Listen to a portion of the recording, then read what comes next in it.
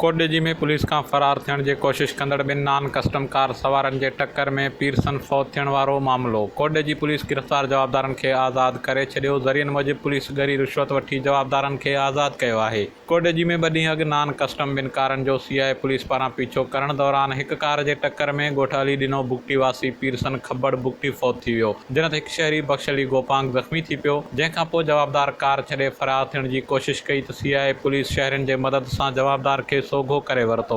जॾहिं त ॿी कार में सवार जवाबदार पिणु पुलिस खां फरार थियण जी कोशिश कई त तेज़ रफ़्तारी सबबि संस गाॾी जो टायर बस्ट थी पियो ऐं जवाबदार गाॾी छॾे फरार थी रहियो हो त उनखे बि पुलिस गिरफ़्तार करे वरितो। जंहिंखां पोइ अॼु कोटडेजी पुलिस ॿिन्ही जवाबदारनि खे आज़ाद करे छॾियो आहे। इन सिलसिले में एसएचओ कोटडेजी जो चवणु आहे त गिरफ़्तार जवाबदारनि खे फौती पीरसन खब्बड़ ख़ान बुगटी ऐं ज़ख़्मी बख़्शली गोपांग जे वारसनि माफ़ करे छॾियो आहे, जंहिंजे करे ॿिन्ही जवाबदारनि खे आज़ाद कयो आहे। ॿिए पासे ज़रियनि जो चवणु आहे त कोटडेजी पुलिस जवाबदारनि खां 10 लख रुपया रिश्वत वठी खेनि आज़ाद कयो आहे।